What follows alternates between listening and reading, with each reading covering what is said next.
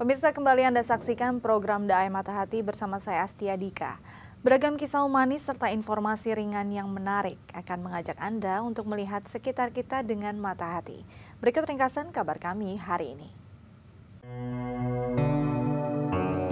Rumah sehat untuk duafa.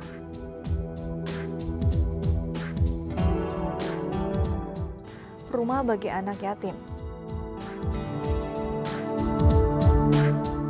Rumah sehat Basnas yang terletak tepat di belakang Masjid Agung Sunda Kelapa adalah klinik gratis khusus untuk masyarakat tidak mampu. Bukan hanya menerima kunjungan pasien prasejahtera, klinik yang juga dilengkapi beberapa poli khusus ini bahkan kerap menyambangi pasiennya untuk memberikan pelayanan kesehatan gratis.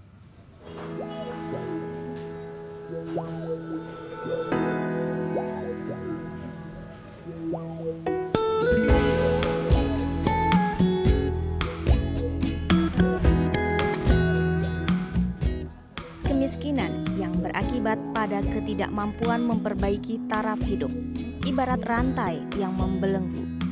Biaya pendidikan dan kesehatan yang mahal semakin membuat warga prasejahtera terhimpit.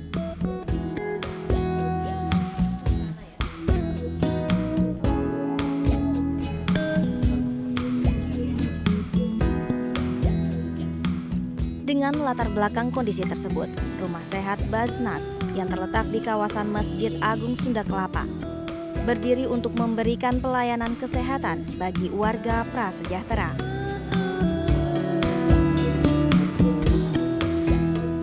Jadi memang ketika kita mempelajari bahwa aspek kesehatan itu ternyata berpengaruh kepada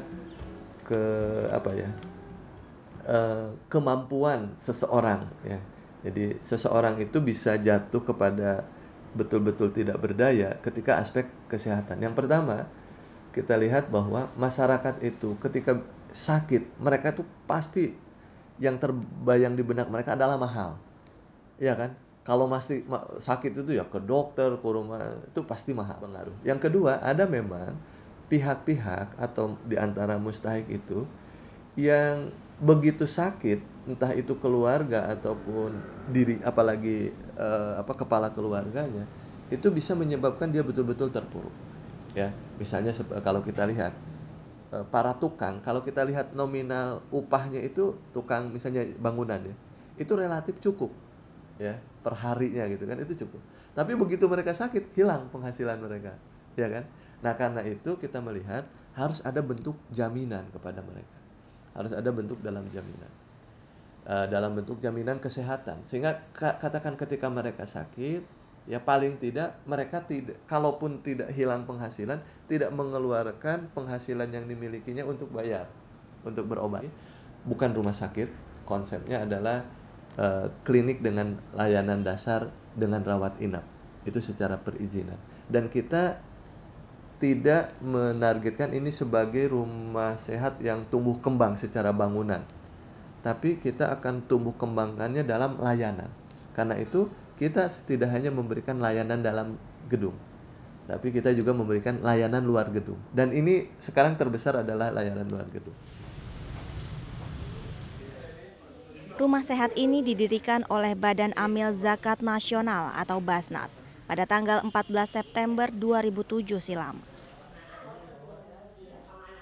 Fasilitas sekarang ini ada dua, ada rawat dalam gedung, ada layanan dalam gedung, ada layanan luar gedung. Layanan dalam gedung itu berupa poli umum, termasuk emergency 24 jam, poli gigi, kemudian laboratorium, farmasi, kemudian ada operasi kataraknya. Kemudian layanan luar gedung karena kita juga harus menjemput bola pasien-pasien yang tinggal di perifer, pasien-pasien yang kurang mampu yang tinggal di jauh dari lokasi rumah sehat, kita harus datangi mereka, sehingga kita ada pelayanan yang sifatnya mobile, itu disebut sebagai layanan luar gedung. Jadi seperti pengobatan umum kepada masyarakat, kemudian penyuluhan masyarakat, kemudian pemberian gizi kepada bayi dan balita yang kekurangan gizi.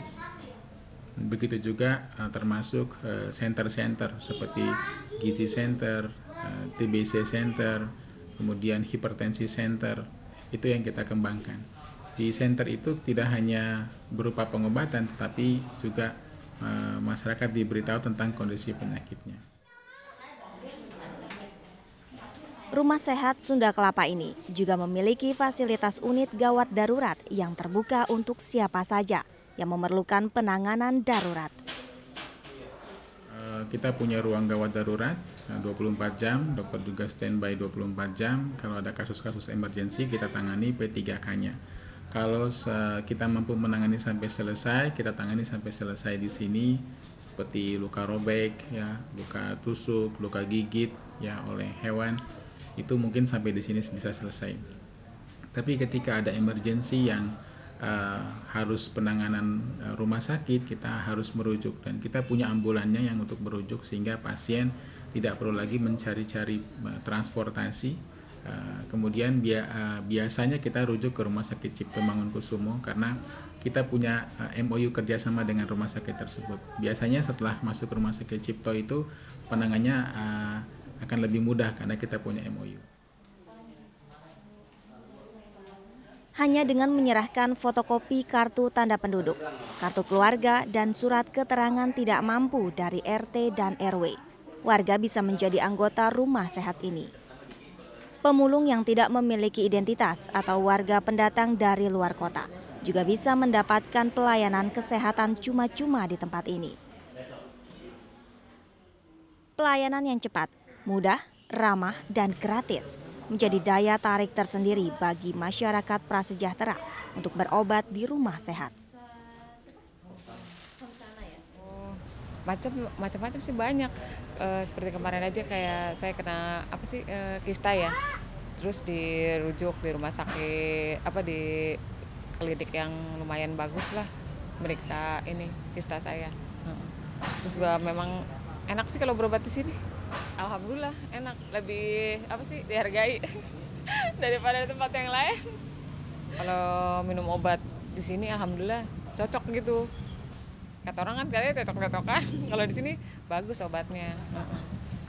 Lagi nggak terlalu ngantri kalau puskesmas.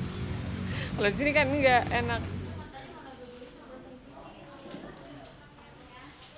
Selain mengobati, Rumah Sehat juga mempunyai misi untuk mendidik masyarakat prasejahtera untuk mempunyai kebiasaan hidup sehat atau memberikan konsultasi gratis kesehatan.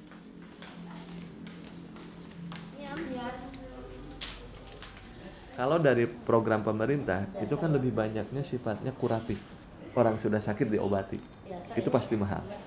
Nah, di Rumah Sehat kita lebih banyak kepada yang kita sebut dengan preventif dan promotif ya, promotif untuk bidang kesehatan. Jadi bagaimana promotif tentang cara hidup sehat, ya, mulai dari mencuci tangan, ya, kebiasaan hidup sehat itu seperti apa. Dan itu kita lakukan. Makanya Rumah Sehat ini jangan dilihat hanya di gedung itu.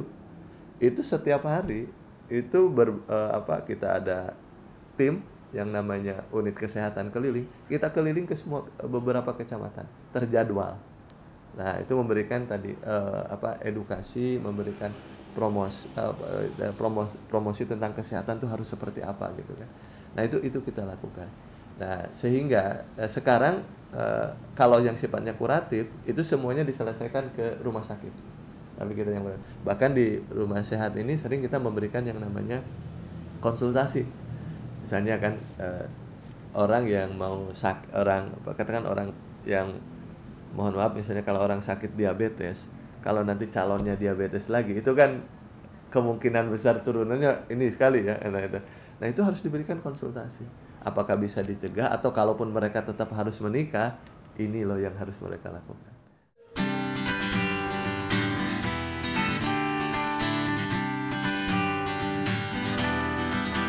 Selain di Jakarta, Rumah Sehat juga terdapat di Yogyakarta, Sidoarjo, dan Makassar. Ya, kepedulian dari yang mampu diharapkan bisa membantu warga prasejahtera keluar dari rantai kemiskinan. Seperti prinsip yang diterapkan oleh Rumah Sehat melalui penyaluran dana zakat yang digunakan untuk meningkatkan kesejahteraan masyarakat. Membantu siapa saja yang membutuhkan dan berbuat kebaikan kepada sesama merupakan konsep dasar yang diterapkan oleh Rumah Belajar Mizan Amanah. Sebuah rumah belajar dan tempat tinggal bagi anak-anak yatim piatu dan kaum duafa. Berikut liputan tim Mata Hati.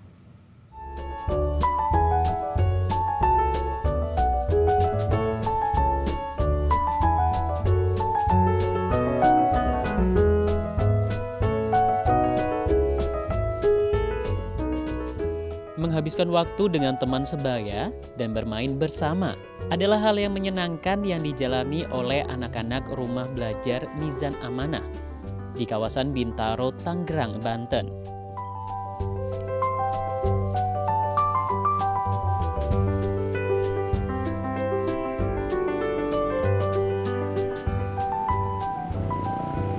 Ya, di tempat ini tinggallah 21 anak yatim piatu dan duafa berbagi suka dan duka.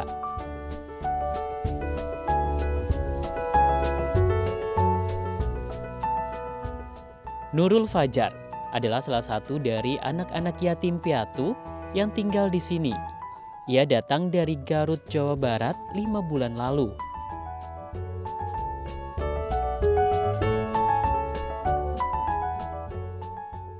Kalau di kampung bisa kumpul sama keluarga, bisa main sama teman-teman di kampung. Kalau di sini?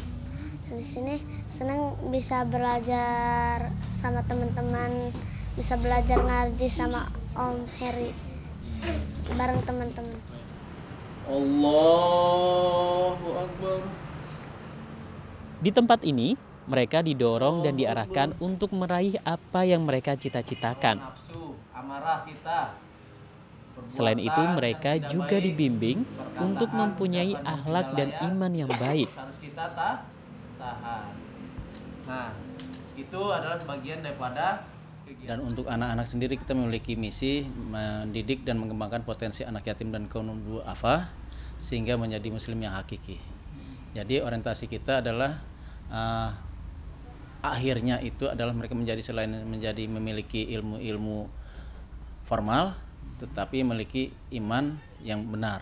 Dengan demikian maka mereka menjadi orang-orang yang bermanfaat di masyarakat sesuai dengan moral.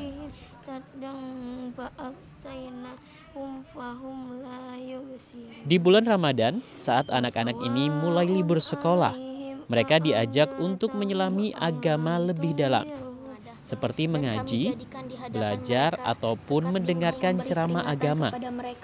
Atau engkau tidak memberi peringatan kepada mereka, mereka tidak akan bisa belajar agama, ya bisa belajar ilmu pengetahuan yang saya belum pernah ketahui. Banyaklah, saya juga senang tinggal di sini, bisa berkumpul sama teman-teman. Dengan bekal iman dan ilmu, diharapkan anak didik bisa memberikan kontribusi kepada bangsa dan agamanya di masa depan. Inilah visi yang dipegang oleh Rumah Belajar Mizan Amanah.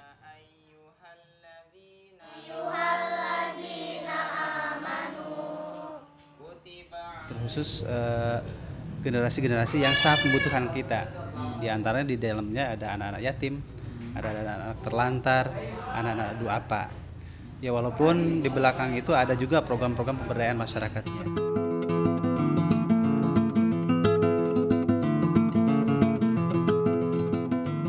Meski belum bisa menjangkau semua anak terlantar di Indonesia, apa yang dilakukan oleh Rumah Mizan Amanah ataupun lembaga-lembaga sejenis sangatlah berarti untuk menyelamatkan dan mengantarkan anak-anak didiknya menggapai masa depan yang lebih cerah. Pemirsa, berikut ini kami sampaikan perkembangan kondisi di Kabupaten Bener Meriah, Nanggro, Aceh Darussalam pasca gempa pekan lalu. Berikut laporan yang kami terima dari tim DAI TV Medan.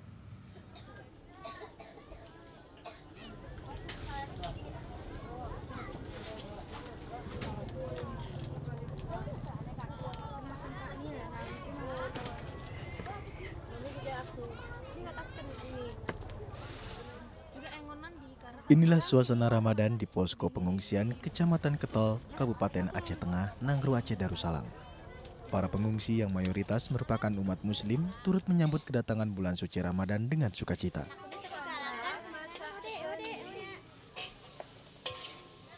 Walaupun sedang dirundung kemalangan, para korban bencana gempa bumi berkekuatan 6,2 skala Richter yang terjadi pekan lalu ini tampak memaknai bulan Ramadan dengan penuh rasa syukur.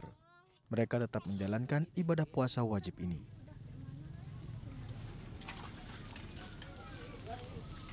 Kami orang Gayo kan megangannya kan itu rame-rame sama keluarga. Kalau ini kan udah rame sama pengungsi semuanya di sini. Itu cuman bedanya. Kalau dulu kumpul sama keluarga di kampung, kalau di sini kan udah beda kampungnya kan. Kalau sekarang ini kan beda. Kalau kemarin-kemarin tuh kan di rumah kan ada bedanya, bikin kolak lah apalah. Kalau sekarang ini kan apa adanya.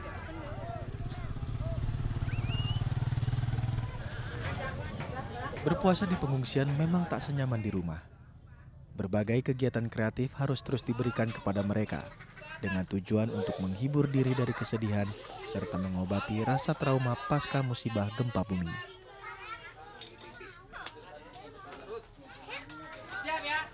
Mendongeng jelang berbuka puasa adalah salah satu kegiatan yang diberikan oleh para relawan kepada anak-anak di pengungsian. Di tenda ini mereka diajak untuk sejenak melupakan kesusahan yang dialami dan tertawa gembira bersama.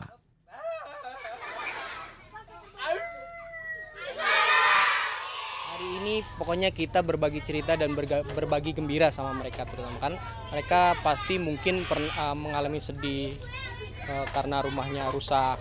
Kita hadir di sini untuk memberikan sebuah motivasi kepada mereka, terutama motivasi untuk tidak takut, tetap semangat, terus tetap optimis, percaya diri gitu kan, bahwa ujian itu pasti ada hikmah, pasti ada pelajarannya yang bisa mereka ambil. Tadi saya bercerita di sini tentang motivasi supaya mereka mau membaca, karena dalam kondisi apapun kalau kita rajin membaca, insya Allah kita akan jadi orang yang sukses.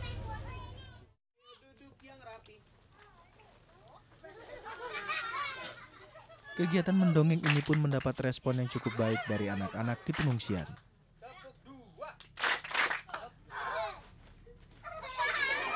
Lucu, abang itu penghibur.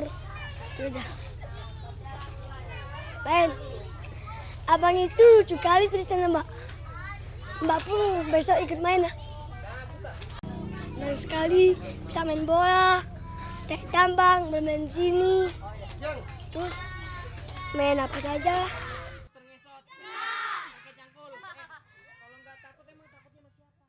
Memaknai Ramadan sebagai bulan penuh kebaikan juga diamalkan oleh Burhanuddin.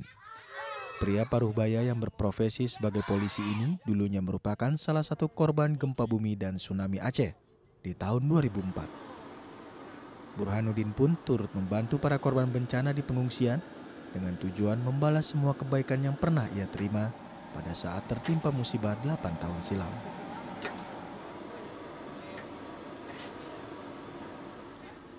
Harapan saya yang pengungsi ini supaya aman, tenang. Ya karena kita membantu juga yang susah-susah sini. Ya kita pun sudah merasakan susah dulu waktu tsunami. Ya dulu bantu saya, kami. Nah sekarang kami membantu orang ini. Ya supaya orang ini pun senang. Ya jangan perlu susah lagi. Kedatangan kami di sini supaya memberi semangat orang ini. Ya, memberi semangat. Kalau ada keperluan, ya suruh kemari ke posko Brimob.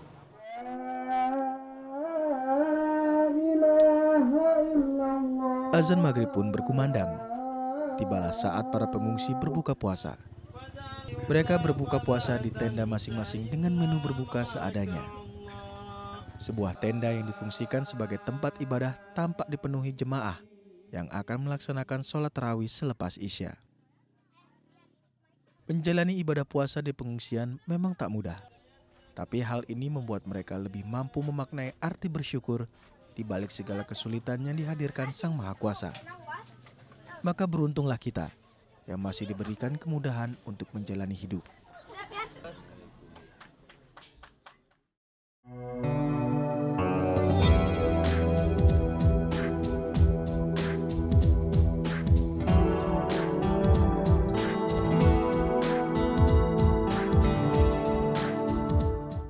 Saat ini bentuk modifikasi kue tidak hanya dapat berbentuk bulat, kotak maupun oval, namun dapat dikreasikan menjadi berbagai bentuk nyata atau 3D. Ya, kue karakter 3D saat ini sedang berkembang di Indonesia. Seperti apa pembuatan kue unik ini? Berikut liputan selengkapnya.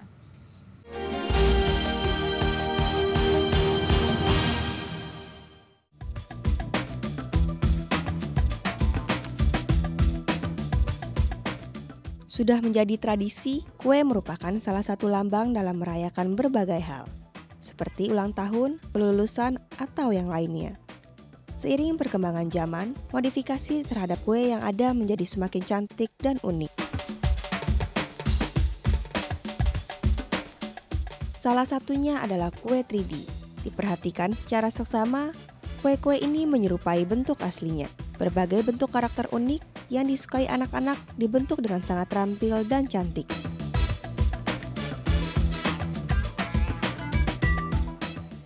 Salah satu pembuat dari kue 3D ini adalah Niken Indradamayanti yang sudah lebih dari 4 tahun menggeluti bidang usaha ini. Saya lama di Eropa ya sebelum ini, nah itu kebetulan anak-anak saya juga ikut di sana. Nah saya lihat kalau di Eropa trennya itu kue yang betul-betul customize ya, betul-betul supaya mencirikan pribadi atau sifat si ulang tahun. Nah begitu saya di sini, saya coba iseng-iseng buat dan ternyata laku keras, jadi ya saya teruskan aja seperti itu. Kue 3D ini mulai marak digandrungi masyarakat semenjak beberapa waktu belakangan. Sebagian besar dari penikmatnya tentu saja anak-anak yang suka jika tokoh-tokoh kartun kesukaan mereka yang ada di TV kini berbentuk nyata bahkan dapat dimakan dengan rasa yang enak. Tokoh yang dibentuk pun dapat dipilih sesuai dengan kegemaran masing-masing. Mobil, kamera, sepatu, buku, baju dokter, hingga tas cantik bisa ditiru menyerupai aslinya sampai Anda akan merasa sayang untuk memakan kue tersebut.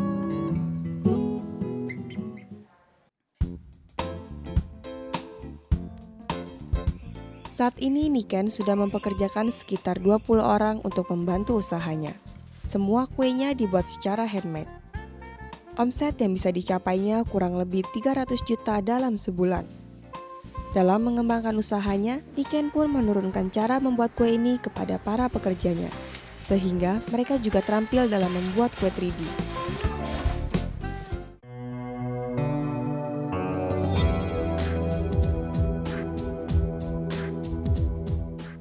Pemirsa, demikian kabar kami untuk Anda. Jangan lupa untuk selalu menyaksikan program The Eye Mata Hati dari Senin sampai Jumat di waktu yang sama dan temukan kisah-kisah menarik lainnya. Jika Anda mempunyai kritik atau saran atau ingin berbagi kisah positif, silakan email di alamat berikut ini. Sekian perjumpaan kita, lihat sekitar kita dengan mata hati dan selamat menunaikan ibadah puasa. Sampai jumpa.